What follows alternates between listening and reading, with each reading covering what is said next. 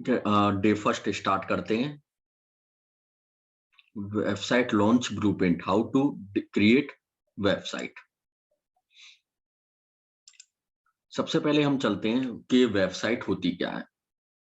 जो हम इंटरनेट पर सर्च करते हैं, सर्च इंजन पर सर्च करते हैं, जैसे गूगल पर सर्च करते हैं, तो ये कहलाती है हमारी वेबसाइट, जिसमें हमारी सारी इंफॉर्मेशन होती है, जिसमें हम कुछ शॉपिंग्स कर सकते हैं। काफी सारी टाइप की वेबसाइट होती हैं, जैसे इंफॉर्मेशनल वेबसाइट, जिसमें हमें किसी कंपनी के बारे में या किसी पर्सन के बारे में, यदि कोई पर्सनल वेबसाइट है तो किसी पर्सन के बारे में इंफॉर्मेशन मिलती है।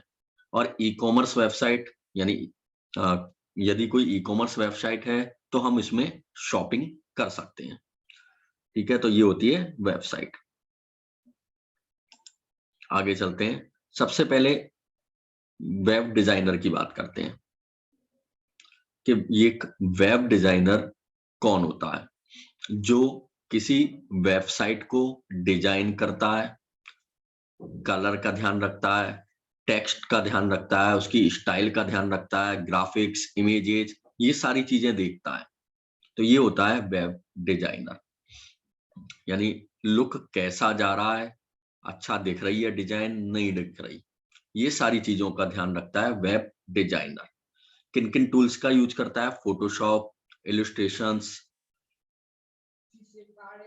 कैनवा, और भी काफी सारे डिजाइनिंग सॉफ्टवेयर्स होते हैं जिनका यूज करता है डिजाइनिंग सॉफ्टवेयर्स।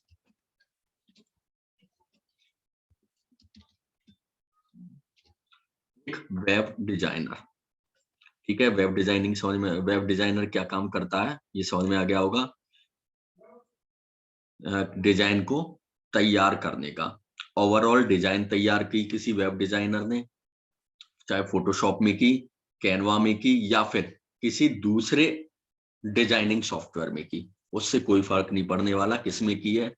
वेबसाइट डिजाइन कर ली, कहाँ पे कौन सा कलर जा रहा है, इसकी स्टाइल क्या रखनी है, टेक्स्ट क्या रखना है, टेक्स्ट का कलर क्या रखना है, बैकग्राउंड का कलर क्या रखना है, ये सारी चीजों को डिजाइन करता है वेब डिजाइनर।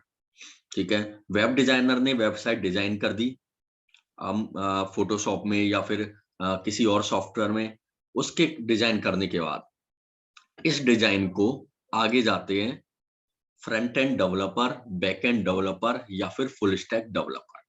ठीक है, इनमें क्या डिफरेंस है? तो सबसे पहले ये डिजाइन जाती है फ्रंट एंड डेवलपर के पास। ठीक है, फ्रंट एंड डेवलपर क्या करता है?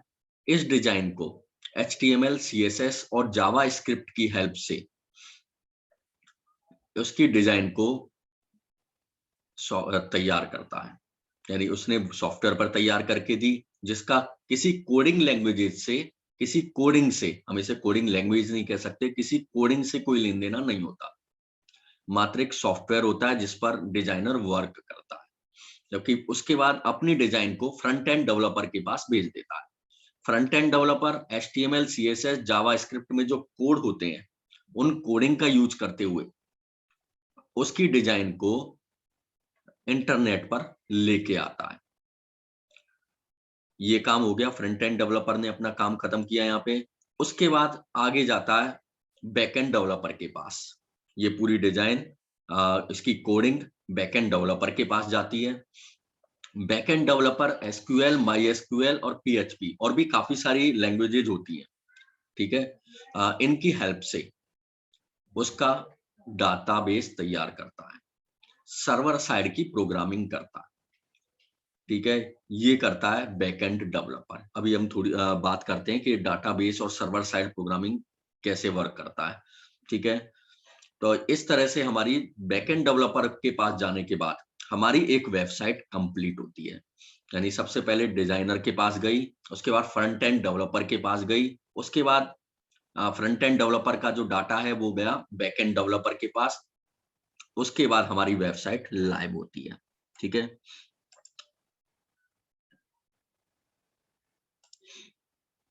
फर्स्ट पेज, ये रहा फर्स्ट पेज, ये सेकंड पेज। ठीक है, fastest way to create website, ये थर्ड पेज, ये 4th पेज, स्क्रीनशॉट लेना चाहो तो ले लो। ये 5th पेज। ठीक है, अब आते हैं फुल स्टैक डेवलपर पे। फुल स्टैक डेवलपर वो होता है जो सारे कामों को करता है, वेबसाइट डिजाइन करने से लेकर फ्रंट एंड से लेकर बैक एंड तक, यानी पूरी जिम्मेदारी फुल स्टैक डेवलपर लेता है। डिजाइन करेगा, फ्रंट एंड पे डिजाइन करेगा, बैक एंड पे डिजाइन करेगा, वो कहलाता है फुल स्टैक डेवलपर। इसे सब चीजों की नॉलेज होती है, फ्रंट एंड सॉफ्टवेयर की भी, HTML की, CSS की, और डिजाइन करने की, SQL डाटाबेस की, और सर्वर साइड प्रोग्रामिंग की भी इसे नॉलेज होती है। वो कहलाता है फुल स्टैक डेवलपर। ठीक है, तीनों में, चारों में डिफरेंस समझ में आ गया होगा। यदि कोई फिर भी कोई प्रॉब्लम है तो मेरे से पूछ लो। अब हम आगे बात करें तो डाटाबेस और सर्वर साइड क्या होता है। यहाँ पे दो वर्ड यूज में लिए गए हैं। डाटाबेस होता है हमारा पूरा डाटाबेस। जैसे अगर मैं बात करूं किसी यूनिवर्सिटी की, तो यूनिवर्सिटी के काफी सारे कॉलेजेज होते हैं। यूनिवर्सिटी एग्जाम कराती है अपने जितने भी कॉलेजेज हैं सबके एक साथ, सबका एक साथ रिजल्ट डिक्लेयर करती है। तो रिजल्ट जो डिक्लेयर करती है, तो वहां जो पूरा डाटाबेस तैयार होता है स्टूडेंट के नाम से लेके और रिजल्ट तक, वो कहलाता है हमारा डाटाबेस। वो सारा डाटाबेस जो तैयार किया जाता है वो SQL, MySQL और भी काफी सारी लैंग्वेजेज हैं उनकी हेल्प से तैयार किया जाता है। सर्वर साइड प्रोग्रामिंग ये PHP की हेल्प से की जाती है। सर्वर साइड प्रोग्रामिंग यानी हम ये कह सकते हैं कि जैसे हम कोई रिजल्ट निकालते हैं, तो रिजल्ट कहाँ से आता है, हमारे जो बैकएंड डेवलपर ने डाटाबेस तैयार किया है, उस डाटाबेस को सर्वर्स पे रखा गया है। वो सर्वर कहाँ है, यूनिवर्सिटी में। तो यूनिवर्सिटी से वो रिजल्ट आता है, ये कहलाता है हमारा सर्वर साइड प्रोग्रामिंग। 10th के रिजल्ट, 12th के रिजल्ट सबने निकाले होंगे, जो कॉलेज में उन्होंने कॉलेज के रिजल्ट निकाले होंगे, तो ये होता है सर्वर साइड। ठीक है, डाटाबेस और सर्वर साइड क्लियर होगा। यदि कोई प्रॉब्लम आए तो मुझे चैट में डाल देना, मैं सॉल्व कर दूंगा। ठीक है, नेक्स्ट आते हैं वेब डिजाइनिंग रिक्वायरमेंट्स, कि एक वेब डिजाइनर के लिए क्या क्या रिक्वायरमेंट्स होती हैं, वेब डिजाइनर को क्या क्या आना चाहिए। सबसे पहले तो उसे आना चाहिए colours, psychology of colours. Psychology of colours मतलब कौन सा कलर कहाँ पे अच्छा लगने वाला है, टेक्स्ट का कलर, बैकग्राउंड का कलर कहाँ पे अच्छा लगेगा, अगर हमने जो बैकग्राउंड का कलर लिया है उसके ऊपर कौन सा टेक्स्ट कलर अच्छा लगेगा, तो ये कहलाता है कलर्स, यानी psychology of colours. Next trends, जो लेटेस्ट ट्रेंड्स चल रहे हैं उनके बारे में नॉलेज होनी चाहिए। विजुअल कंटेंट के बारे में नॉलेज होनी चाहिए, यानी कंटेंट का कलर वगैरह कैसा होना चाहिए, स्टाइल कैसी होनी चाहिए, कौन सी स्टाइल कहाँ पे, कौन सा फॉन्ट कहाँ पे बड़ा आएगा, कहाँ पे छोटा रखना है, ये सारी चीजों की उसे एक वेब डिजाइनर को नॉलेज होनी चाहिए। और सबसे बड़ा वेब डिजाइनिंग टूल्स की नॉलेज होनी चाहिए, जिनके बारे में अभी भी बात करी थी, फोटोशॉप, कैनवा, इलस्ट्रेशंस, या फिर और भी कोई डिजाइनिंग सॉफ्टवेयर। मैं ये यहाँ पे ये नहीं कह रहा कि सारे सॉफ्टवेयर की नॉलेज से नॉलेज होनी चाहिए, कोई भी एक सॉफ्टवेयर की भी यदि उससे नॉलेज है तो काम चल जाएगा। तो ये कह रहा था डिजाइनिंग के रिक्वायरमेंट्स। आगे हम चलते हैं। हमें ये सब सीखने के लिए, यानी कितना कुछ सीखना पड़ेगा ये सारा, और उसके लिए हमें काफी टाइम लगेगा। तो इस सब की पूर्ति करता है हमारा नो कोड। यानी इस नो कोड में हम ड्रैग एंड ड्रॉप फैसिलिटी का यूज करके डिजाइनिंग भी करते हैं और डेवलपिंग भी करते हैं, यानी फुल स्टैक डेवलपर का हम रोल प्ले करते हैं। ठीक है, ये हमारा टाइम कम लेता है, सीखने में टाइम कम लेता है, डिजाइन तैयार करने में कम टाइम लेता है, रेडी डिजाइन्स तैयार मिलती हैं, जिसमें हमें केवल एडिट करना है, ड्रैग एंड ड्रॉप फैसिलिटी का यूज करना है, और हमारी वेबसाइट डेवलप भी हो जाती है, डिजाइन भी हो जाती है, और सारा काम यानी लाइव हो जाती है। तो इसलिए हम यहाँ पर नो कोड का यूज करने वाले हैं। नो कोड के काफी सारे प्लेटफॉर्म्स हैं, जैसे विक्स है,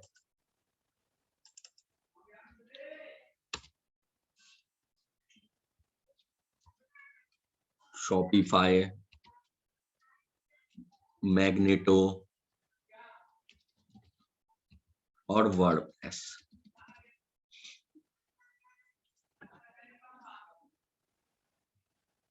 ठीक है, ये है डिजाइनिंग के सॉफ्टवेयर प्लेटफॉर्म्स, जिसमें से विक्स और वर्डप्रेस किसी भी तरह की डिजाइन वेबसाइट को क्रिएट कर सकता है।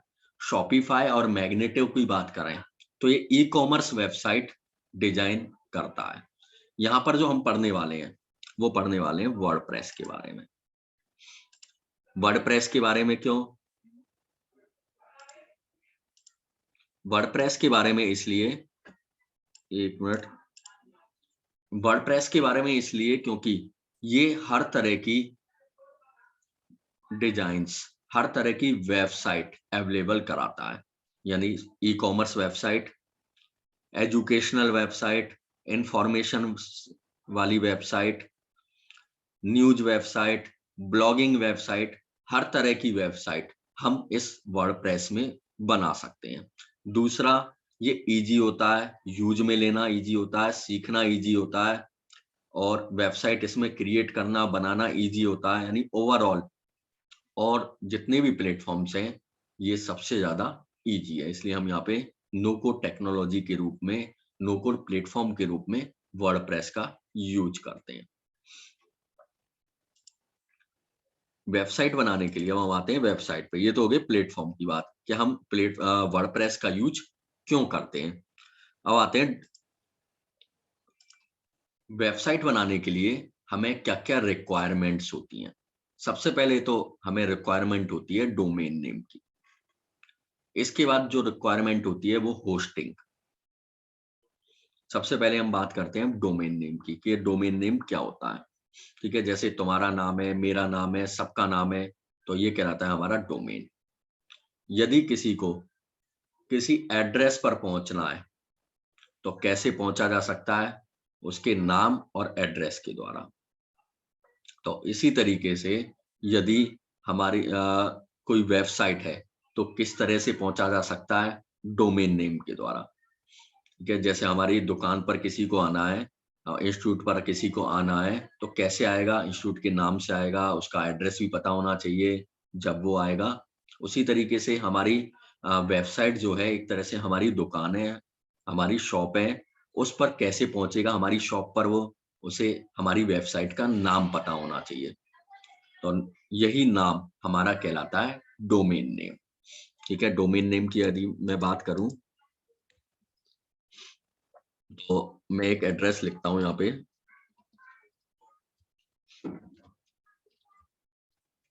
जैसे मैंने ये लिखा, इसे 3 पार्ट में हम बांट देते हैं। सबसे पहले तो है www, और इससे भी पहले आता है https या फिर http। ठीक है, कहीं कहीं https आता है और कहीं कहीं http आता है। मैं हटा देता हूँ, ये थोड़ा सा बड़ा जा रहा है।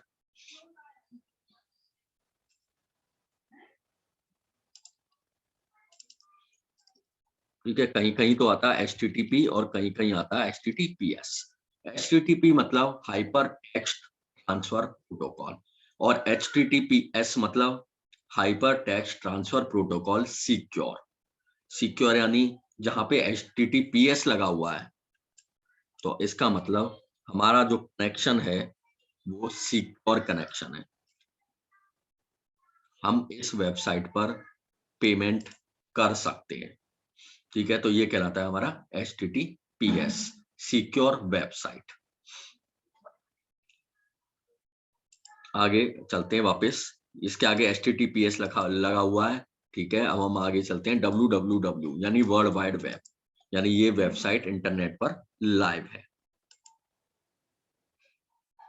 किसी को भी कोई प्रॉब्लम हो तो मुझे चैट में डाल देना, यानी ये वेबसाइट लाइव है। अब आगे चलते हैं सपोर्ट अदर्स पे आते हैं। ये है हमारा नाम। ठीक है, तो ये कहलाता है डोमेन नेम। हम कोई सा भी डोमेन नेम चूज कर सकते हैं। जैसे मुझे लेना है मोहित कुमार अरोरा, तो ये मेरा डोमेन नेम हो सकता है। www तो आगे लगेगा ही, तो ये हो गया www.mohitkumararora। अब आते हैं .org की बात। ये कहलाते हैं हमारे TLDs। TLDs मतलब टॉप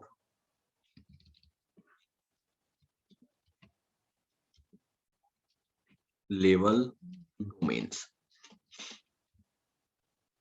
ठीक है, ये होते हैं TLDs। ये टॉप लेवल डोमेन्स होते कौन कौन से हैं और होते क्या हैं? ये जैसे .org हमारी वेबसाइट में लगा हुआ था, तो ये कहलाता है टॉप लेवल डोमेन्स .org। कई वेबसाइट में होता है .edu।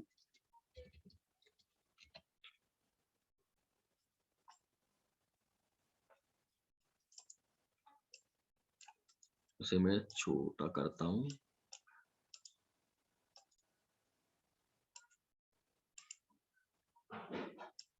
ठीक है, कई वेबसाइट्स में होता है .gov, कईयों में होता है .in, कईयों में होता है .jp, कई वेबसाइट्स में होता है .co.in, कईयों में होता है .com। ठीक है, कई वेबसाइट्स में होता है, और क्या क्या हो सकता है, org होती गया, edu, gov। ठीक है, और हम यही ले लेते हैं, मेन तो हमारे यही है। ठीक है, और भी दुनिया भर के होते हैं, आजकल बहुत चल गए हैं, जैसे .भारत, .इंडिया, .net। ठीक है, काफी सारे चल गए हैं। हम मेन ये लेते हैं कि ये है हमारे। ठीक है, अब हम इनमें से इनको अलग कर लेते हैं। ठीक है, इनको मैंने हटाया और को मैं अलग कर लेता हूं, और इनको मैं अलग कर लेता हूं। .org और ये ऊपर के सारे, ये इंटरनेशनल डोमेन्स हैं, इंटरनेशनल TLDs है। और नीचे वाले ये नेशनल TLDs है। नेशनल TLDs मतलब .in इंडिया, .jp जापान, यानी हर कंट्री का अलग TLD है, तो ये नेशनल TLDs हो गए। .co.in इसके पीछे लग रहा है IN, यानी इंडिया का IN। ठीक है, अब आगे चलते हैं। ये इंटरनेशनल TLDs .org, इसका मतलब होता है ऑर्गेनाइजेशन। ये किसी ऑर्गेनाइजेशन के लिए लिया जाता है। .edu किसी एजुकेशनल संस्था के लिए, एजुकेशनल के लिए लिया जाता है। .गवर्नमेंट ये गवर्नमेंट वेबसाइट्स के लिए लिया जाता है। .com कॉमर्शियल वेबसाइट्स के लिए लिया जाता है, यानी जो लेन देन करती हैं। .net यानी ये नेटवर्क वेबसाइट के लिए लिया जाता है। ठीक है, हमारी वेबसाइट में हमें इनमें से कोई सा भी TLD चूज करना होता है। हम इनमें से .org, .edu हम नहीं ले सकते, .gov नहीं ले सकते, .com, .net, .in, .jp नहीं ले सकते, .co.in ये ले सकते हैं। ठीक है, ये TLDs हम इसमें चूज कर सकते हैं। ठीक है, ये TLD समझ में आ गए होंगे क्या होता है। अगर हम आगे चलते हैं, जैसे ये स्क्रीन शो हो रही होगी, राजस्थान बोर्ड की वेबसाइट है, राजेंदु बोर्ड। ठीक है, ये मैंने राजस्थान बोर्ड की वेबसाइट ओपन की, ये पीछे लगा हुआ है .gov। ठीक है, यानी ये गवर्नमेंट वेबसाइट है, यहाँ भी ये राजस्थान लगा हुआ है, यानी राजस्थान की वेबसाइट है। और हो सकता है कि अलग अलग स्टेट की अलग अलग वेबसाइट हो, इसलिए यहाँ पे राजस्थान लगा रखा है। ठीक है, तो ये गवर्नमेंट वेबसाइट हो गई। आगे चलते हैं, जैसे हम एक ओपन करते हैं शाला दर्पण। ठीक है, ये यहाँ पे देखो शाला दर्पण .nic.in, ये गवर्नमेंट की वेबसाइट है। NIC ये गवर्नमेंट की एक संस्था है, और .in यानी ये इंडिया की वेबसाइट है। ठीक है, तो ये गवर्नमेंट वेबसाइट हो गई। इसी तरह से .org, .edu ये सब हम org.com किसी कॉमर्शियल वेबसाइट के लिए हम ये सब जितने भी TLDs हैं वो चूज कर सकते हैं। वापस आते हैं डोमेन नेम पे। तो इस तरह से हमें ये डोमेन नेम चूज करना होता है। कोई भी हमारा नाम हमें लेना होता है, यहाँ पे हम नाम अपनी मर्जी से चूज कर सकते हैं, लेकिन किसी एक वेबसाइट को एक ही नाम मिलता है। यदि अब जैसे मैंने ये वेब नेम लिया हुआ है, डोमेन नेम सपोर्ट अदर्स, ये किसी और पर्सन को डोमेन नहीं मिल सकता, क्योंकि ये डोमेन मैंने परचेज कर लिया है, ठीक है। लेकिन मैंने TLD लिया हुआ है .org, ठीक है। अगर कोई दूसरा पर्सन लेना चाहे सपोर्ट .in और किसी और ने चूज नहीं किया हुआ है, किसी और ने परचेज नहीं किया हुआ है, तो वो परचेज कर सकता है। यानी एक ही नाम से और अलग अलग TLDs को लगाया जाए तो ये काफी अलग अलग डोमेन नेम माने जाते हैं। ये पूरा मिला के डोमेन नेम कहलाता है, supportothers.in विद TLD, यानी डोमेन नेम .TLD यानी टॉप लेवल डोमेन्स, ठीक है। डोमेन नेम क्या होता है ये समझ में आ गया होगा। अब डोमेन नेम हमें क्यों लेना है ये भी मैंने बता दिया, कि हमें यदि किसी के घर पहुंचना है, किसी की शॉप पे पहुंचना है, तो उसे एड्रेस चाहिए होगा, और कोई दूसरा पर्सन हमारे एड्रेस पे कब पहुंचेगा, ये हमारा एड्रेस है supportothers.org, इस पर कब पहुंचेगा सामने वाला, जब ये एड्रेस हमने ले रखा होगा। और यदि ये हमने एड्रेस ले ही नहीं रखा होगा तो सामने वाला हमारे एड्रेस पे नहीं पहुंचेगा, ठीक है। अब हम आगे चलते हैं। नेक्स्ट जो रिक्वायरमेंट होती है किसी वेबसाइट के लिए होस्टिंग की, ठीक है, उससे पहले हम देखते हैं कि डोमेन नेम हमें लेते समय किन किन बातों का ध्यान रखना है, ठीक है। सबसे पहले डोमेन नेम छोटा होना चाहिए, ज्यादा बड़ा डोमेन नेम हमें नहीं लेना है, ठीक है। मैं इसे डुप्लीकेट पेज पे डालता हूं। हमें ज्यादा बड़ा डोमेन नहीं लेना है कि हमने लंबा डोमेन ले लिया, क्योंकि जो यूजर होता है वो इतना लंबा डोमेन हमें तो याद हो जाएगा क्योंकि ये हमारा है, ठीक है। हमारा नाम कितना भी बड़ा क्यों ना हो हमें याद हो जाएगा, लेकिन सामने वाले को हमारा डोमेन नेम, हमारा नाम याद नहीं होगा। तो इसके लिए हमें छोटा डोमेन नेम लेना है, ठीक है। दूसरा, हमारे डोमेन नेम में हमें किसी भी तरह का कोई भी सिंबल यूज नहीं करना है, कि हमने डोमेन नेम ले लिया सपोर्ट अदर्स, और ये PORT अदर्स, और हमने ले लिया यहाँ पे 12 अदर्स, इस तरह से ले लिया। ऐसे हम ईमेल आईडी में लेते हैं, या फिर हमने चूज कर लिया सपोर्ट अदर्स 12, ठीक है। इस तरह का हमें कुछ भी नहीं लेना है, या फिर सपोर्ट और हमने बीच में लगा दिया, इसका चिन्ह लगा दिया, और अदर्स,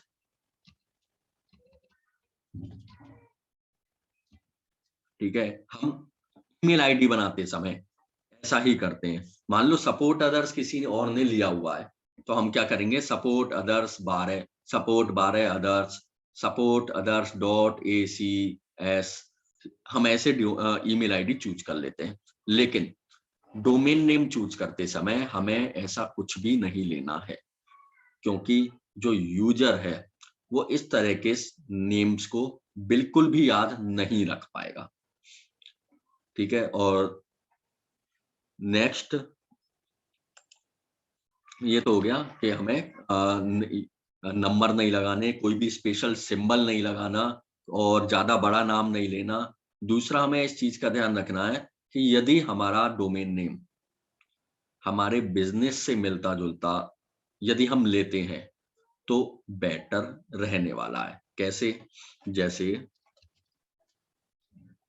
सपोर्ट अदर्स हमने ये लिया, ठीक है। इसमें शायद कोई भी नहीं बता पाएगा कि ये क्या है, किस चीज का काम करता है, ठीक है। मैंने मान लो लिया अरोरा कंप्यूटर,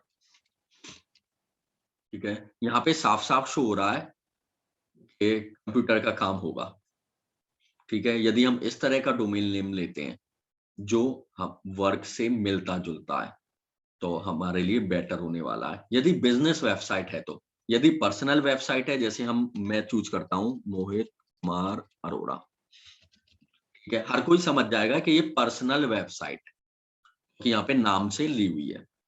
ठीक है, इन चीजों का हमें ध्यान रखना है। पर्सनल वेबसाइट बना रहे हैं या किस तरह की वेबसाइट हम क्रिएट कर रहे हैं, और हमें अपना डोमेन नेम चूज करना है। यहाँ तक सबको क्लियर होगा?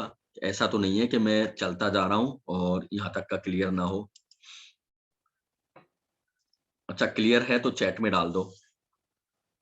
यहाँ तक का सब चीज क्लियर है तो चैट में डाल दो, जिससे हम आगे बढ़े। आगे चलते हैं। होस्टिंग,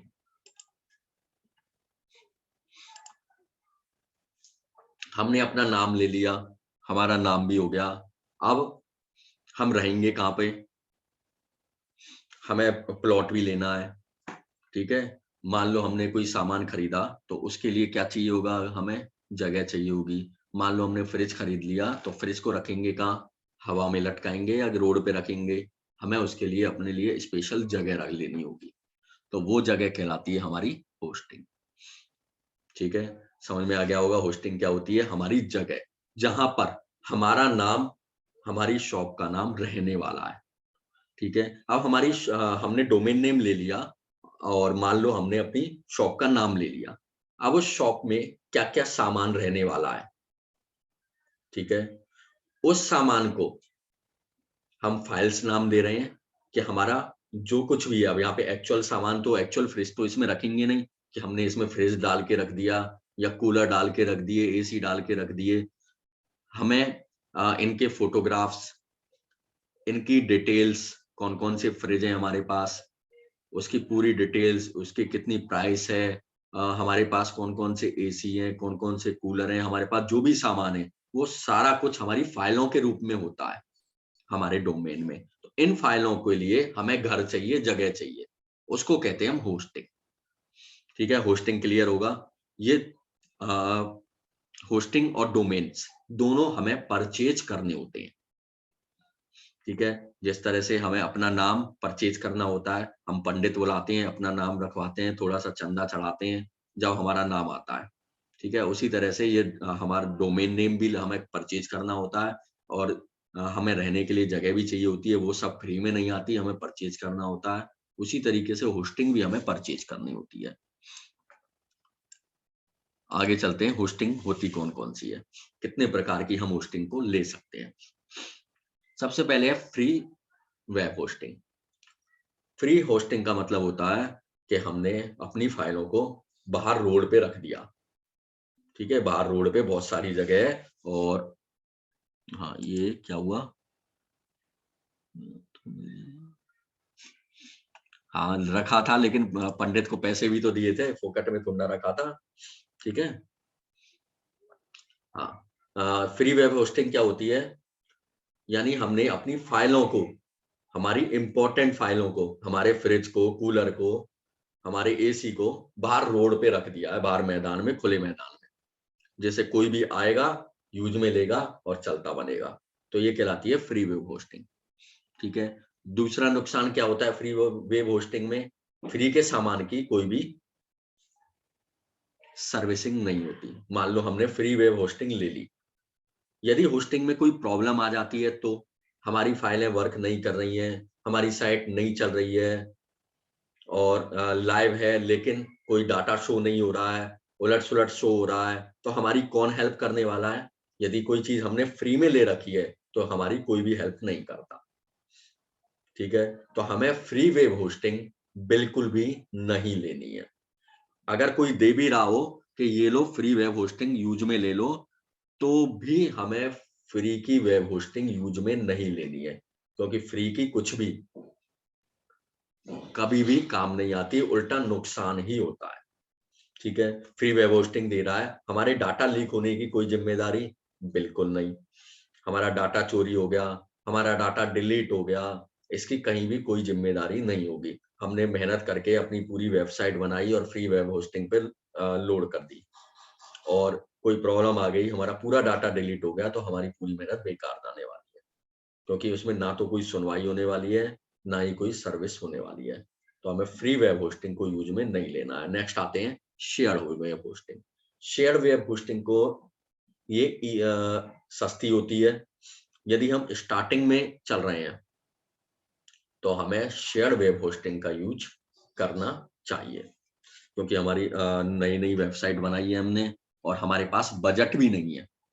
ठीक है, यदि बजट है तो और हम कोई बड़ी कंपनी है, हमारे पास बहुत सारी फाइलें हैं, तो हमें शेयर्ड वेब होस्टिंग का यूज नहीं करना है। ठीक है, पर्सनल हमारी कोई वेबसाइट है या फिर बिजनेस की स्मॉल बिजनेस वेबसाइट है, ठीक है, हम बड़े बिजनेस नहीं है अंबानी की तरह, रिलायंस की तरह, तो हम शेयर वेब होस्टिंग का यूज कर सकते हैं। लेकिन अगर रिलायंस शेयर वेब होस्टिंग का यूज करे तो ये बिल्कुल भी नहीं होना चाहिए। ठीक है, अब ये शेयर वेब होस्टिंग होती क्या है, हम एग्जांपल ले लेते हैं कि हॉस्टल में रहने गए, एक रूम मिला, एक रूम में 3 या 4 जने रह रहे हैं, तो ये होती है शेयर वेब होस्टिंग। ठीक है, शेयर वेब होस्टिंग क्लियर होगी।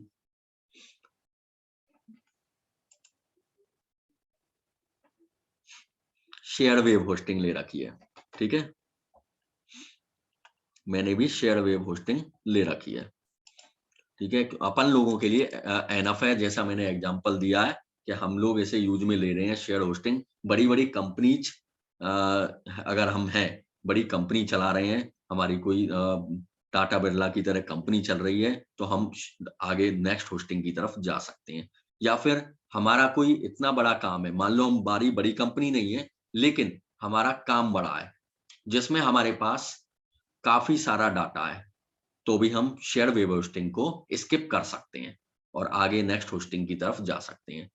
ठीक है, नेक्स्ट आते हैं वीपीएस होस्टिंग।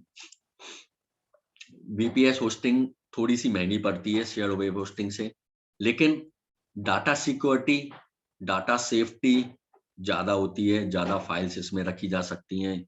और ये होती क्या है, हॉस्टल में एक रूम है और एक रूम में एक जना ही रह रहा है, ये कहलाती है वीपीएस होस्टिंग।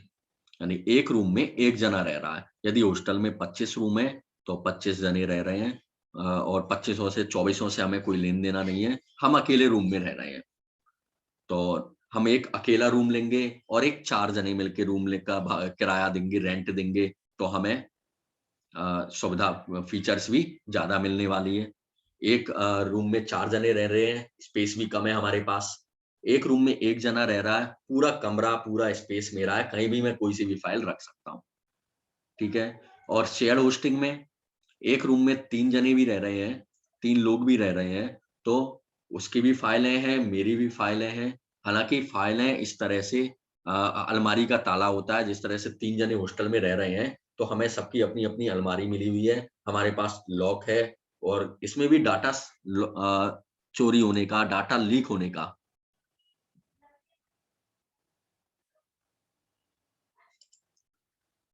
डाटा चोरी होने का, डाटा लीक होने का कोई भी खतरा नहीं रहता।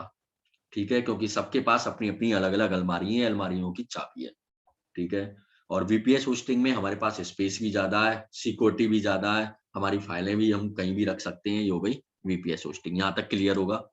यदि क्लियर है तो चैट में डाल दो CLR, जिससे हम आगे बढ़े नेक्स्ट डेडिकेटेड सर्वर की तरफ।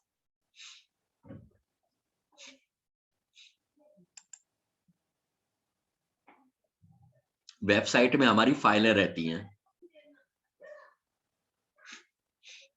हम आगे रेट के बारे में आगे बात करेंगे। ठीक है, इनकी क्या क्या प्राइस है, कैसे चूज करते हैं, कौन सी चूज करते हैं, कहाँ से चूज कर सकते हैं, ये सारी चीजों के बारे में हम आगे बात करेंगे। फिलहाल इसका ओवरव्यू ले रहे हैं कि कौन कौन सी होस्टिंग होती है। और कोई प्रॉब्लम? वेबसाइट में हमारी फाइलें रहती हैं, ठीक है, जितनी भी हम फाइलें बनाते हैं वो हमारी फाइलों का घर है। ठीक है, हमने कूलर की डिजाइन बनाई है, ये सब हमारी कहाँ रहेंगी? यहीं पे रहेंगी, होस्टिंग में, वेबसाइट में। आई थिंक सबको क्लियर है। नेक्स्ट आगे चलते हैं डेडिकेटेड सर्वर की तरफ। डेडिकेटेड सर्वर मतलब हमने पूरा का पूरा घर किराए पे ले रखा है, ठीक है। पूरे घर में कोई भी नहीं आ सकता, पूरे घर में जितने भी कमरे हैं, 4 कमरे, 2 कमरे, 5 कमरे, सबके मालिक हम हैं। सबके मालिक मतलब सबका रेंट हम देते हैं, मालिक तो नहीं है, सबका रेंट हम देते हैं। पूरे घर को हमने किराए पे ले रखा है। ये कहलाता है डेडिकेटेड सर्वर, ठीक है। जो टाटा, बिरला, अंबानी लोग हैं, रिलायंस है, ये सब डेडिकेटेड सर्वर का यूज करते हैं, क्योंकि उनके काफी सारा डाटा होता है। जो बड़ी-बड़ी कंपनीज होती हैं, वो सब सर्वर का यूज करती हैं, क्योंकि उनका काफी सारा डाटा होता है, काफी लेंथी डाटा होता है, काफी कीमती डाटा होता है, प्राइसलेस डाटा होता है, ठीक है। अब फेसबुक हुआ, उसका कितना कीमती डाटा है, कितना अगर चोरी हो जाए और उसका कितना डाटा भी कितना सारा है, तो वो डेडिकेटेड सर्वर्स का यूज करता है, ठीक है। व्हाट्सएप है, उसका अलग डेडिकेटेड सर्वर है। तो जो बड़े-बड़े बिज़नेस होते हैं, वो डेडिकेटेड सर्वर का यूज़ करते हैं, ठीक है। इसकी तरफ हमें अभी नहीं जाना है, हमें शेयर होस्ट वेब होस्टिंग का यूज़ करना है, ठीक है। हमें जो यहाँ पे यूज़ करना है, शेयर्ड वेब होस्टिंग का यूज़ करना है। और आगे जब तुम्हारी इनकम आने लग जाए, तुम बड़ी कंपनी खोल लो 2, 4, 5, तो हम डेडिकेटेड सर्वर को पे जा सकते हैं। नेक्स्ट आते हैं cloud hosting. Cloud hosting, cloud मतलब हाँ, क्या होता होगा क्लाउड होस्टिंग में? हाँ, क्लाउड होस्टिंग में क्या होता होगा?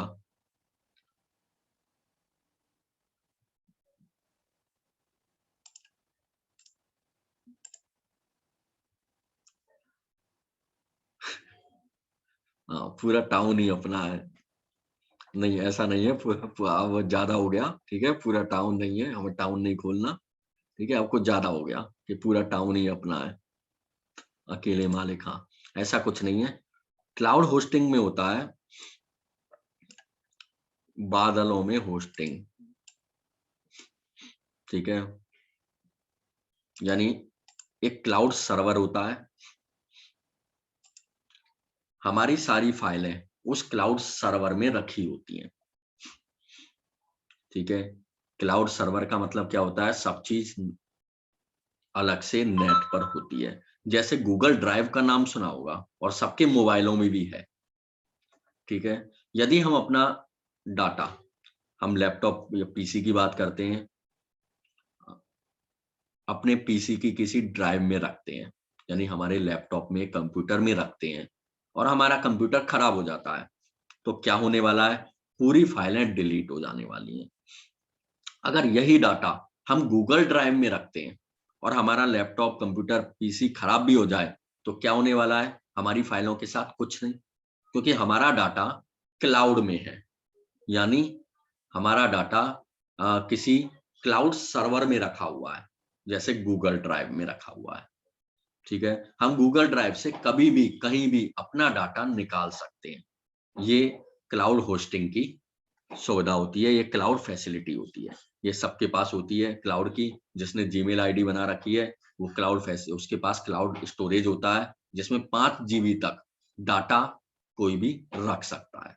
यदि कोई डाटा का लॉस भी हो जाए, मोबाइल में भी होता है गूगल ड्राइव, डाटा का कोई लॉस भी हो जाए, तो यदि हम अपनी इंपॉर्टेंट चीजें, हमारे इंपॉर्टेंट डॉक्यूमेंट्स क्लाउड सर्वर पे रख देते हैं, तो ये हमारे डाटा लॉस होने का कोई भी प्रॉब्लम नहीं आती, ठीक है। यही क्लाउड होस्टिंग होती है। मान लो किसी रीजन से हमारी वेबसाइट नहीं चल रही है, हमारे सर्वर में प्रॉब्लम आ गई है, और यदि हमारा डाटा क्लाउड होस्टिंग पर है, तो हम फिर भी हमारी वेबसाइट रन होती रहेगी, हमारी वेबसाइट चलती रहेगी, ठीक है। और यदि हमारा वेबसाइट का जो डाटा है क्लाउड सर्वर पर नहीं है, और हमारी वेबसाइट में हमारे जो सॉफ्टवेयर है उसमें प्रॉब्लम आ गई है, तो हमारी वेबसाइट वहीं की वहीं रुक जाएगी, हमारी वेबसाइट यूजर को लाइव नहीं दिखेगी, ठीक है। क्लाउड होस्टिंग समझ में आ गया होगा। यदि कोई प्रॉब्लम है तो चैट में डाल सकते हैं। नेक्स्ट है रीसेलर होस्टिंग।